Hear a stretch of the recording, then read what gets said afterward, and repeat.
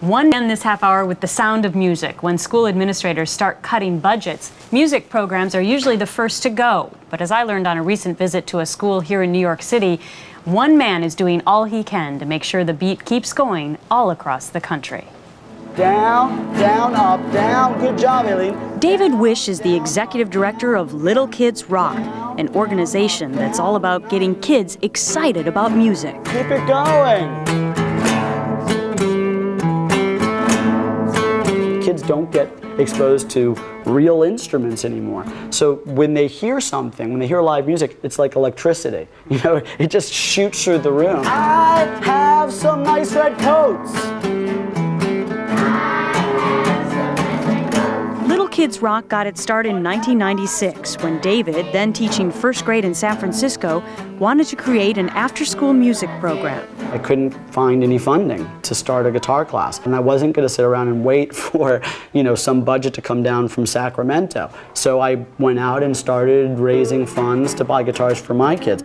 I started recruiting and training other public school teachers, got them instruments and got them going. And it became sort of an obsessive hobby that was taking up most of my free time. They are now in hundreds of schools in 4 different states, using money solely from private contributions and corporate sponsorships. Those who saw the recent movie School of Rock might find all of this strangely familiar. Here's a teacher who understands that children can be passionate about music and goes out of his way to light that fire under them. Wait, you wrote that? Okay, that's it. You guys rock and roll positions. The climax of that film is when Zach, the 10-year-old guitarist, writes his own song. And that's like movie magic. But truth being stranger than fiction, that's sort of what happens in Little Kids Rock land every day. Some Little Rock kids get to visit actual recording studios and even make music videos. It helps to have the support of a few famous names. Once I started sending the music that the kids were composing to various musicians, the response was pretty overwhelming, and we've gotten support from Carlos Santana, Bonnie Raitt, B.B. King, Paul Simon, Les Paul, Tom Waits, a lot of people. And they are all intrigued with this quirky little music program that keeps turning out these little rock and roll players.